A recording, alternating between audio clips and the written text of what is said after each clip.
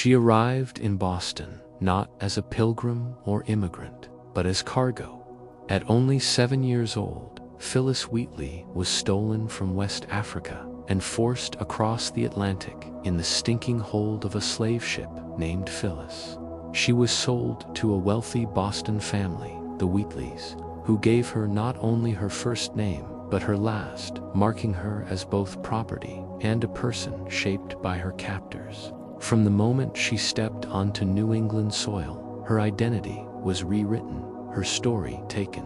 But what the Wheatleys could never have imagined was that this frail, sickly child would one day write her way into history, not as a symbol of pity, but as a towering figure of intellect and resistance. She would become the first African-American woman to publish a book of poetry and the first Black literary voice in the United States. Through carefully chosen words and elegant verse, she would challenge the hypocrisies of a country fighting for its own freedom while denying hers. In Boston, during the 1760s, revolution was brewing. The city was a cauldron of religious intensity, colonial politics, and economic ambition. It was also a hub for the transatlantic slave trade. Phillis was sold to John and Susanna Wheatley, who, rather than sending her into harsh labor, brought her into their home. Susanna saw potential in the girl, and against all social norms, she allowed Phillis to be educated alongside her own children. Phillis learned English with astonishing speed and soon was reading the Bible fluently. She devoured texts on history, theology, and poetry. By her early teens, she was fluent in Latin and familiar with classical writers like Virgil and Homer.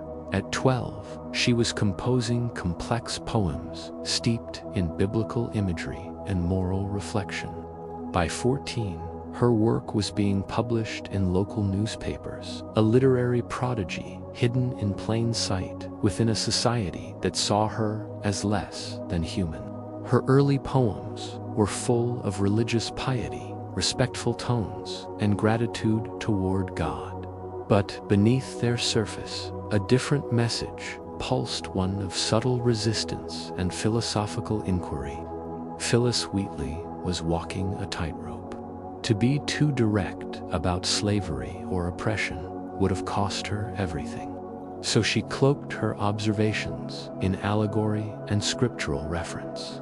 Her poems did not shout, they whispered, yet those whispers cut deep. In one of her most quoted lines, she wrote, "'Twas mercy brought me from my pagan land." On the surface, it sounds like thankfulness for her enslavement. But when read in full, the poem reveals irony and a challenge. Remember, Christians, Negroes, black as Cain, may be refined, and join th angelic train. She was using the language of white Christians to expose their hypocrisy. She wasn't grateful for being enslaved. She was exposing the absurdity of Christian slave owners, preaching salvation while denying it to her people. Though her poetry was well received in literary circles, publishers in Boston refused to publish her book. They doubted a black girl could have written such sophisticated verse. To silence their skepticism, the Wheatleys organized a panel of 18 prominent men, including John Hancock, to question her. They confirmed her authorship and signed an affidavit verifying that the poems were her own. But still, no Boston publisher would take the risk. With support from British abolitionists and friends of the Wheatley family, Phillis traveled to London in 1773, where she found the recognition she was denied at home. Her book, Poems on Various Subjects, Religious and Moral, was published that year in London, making her the first African American and the first enslaved African woman to publish a book of poetry in the English language. In London, Phillis was treated not as a servant, but as a literary phenomenon. She met aristocrats, attended social events, and was even scheduled to meet King George III.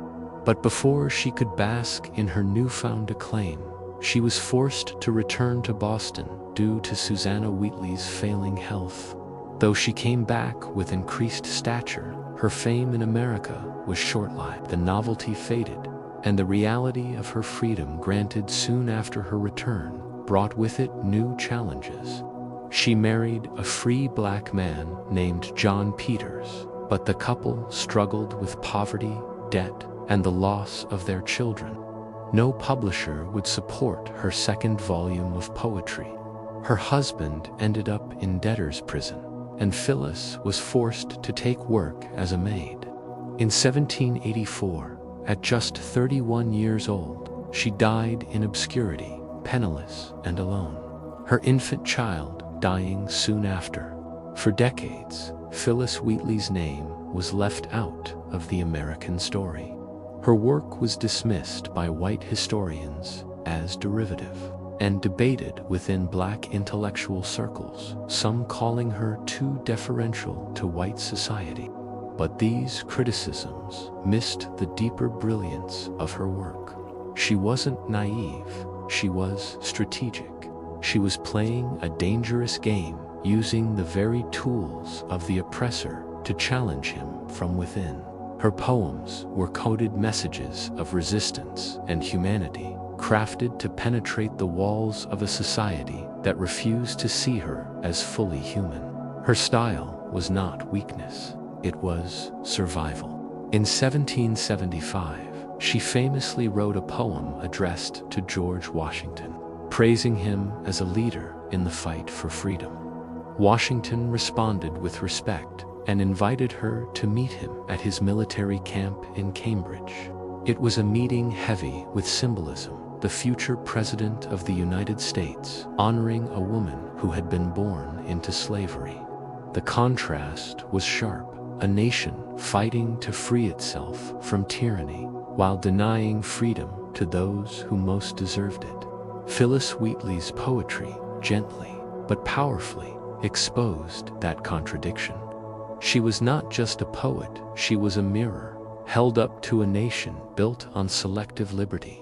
Her literary style reflected the world she lived in. She had to be subtle, veiled, and composed, or be silenced. She navigated the dangers of white America with the precision of a diplomat and the heart of a prophet. In an era when enslaved people were denied literacy altogether, she became a scholar, a writer, a philosopher. She was a reminder that brilliance cannot be bound by skin color or status. Her quill carried more weight than a musket because her words have survived centuries and still demand to be heard. By the mid-20th century, black scholars and writers began to reclaim her. The civil rights movement and black feminist thought saw in her what earlier critics had missed: a pioneer who had carved a path through impossible conditions. Schools began to teach her work again. Statues were raised. Her story began to find its rightful place in the canon of American literature. She was no longer just a footnote. She was a foremother. Today, Phillis Wheatley stands as a reminder of what's possible when intellect, courage, and creativity meet injustice head-on. In a world that tried to break her, she wrote. In a society that wanted her invisible, she published. In a nation that screamed for liberty while keeping its chains tight, she dared to write the truth softly, beautifully, but unmistakably. Her life was short, her legacy long. She may not have lived to see freedom spread, but she lit a fire in the heart of it. She forced a young America to look at itself, not with flattery, but with honesty. Through ink and parchment, Phillis Wheatley showed that freedom without justice is a hollow promise, and that poetry in the right hands can be more revolutionary than any war.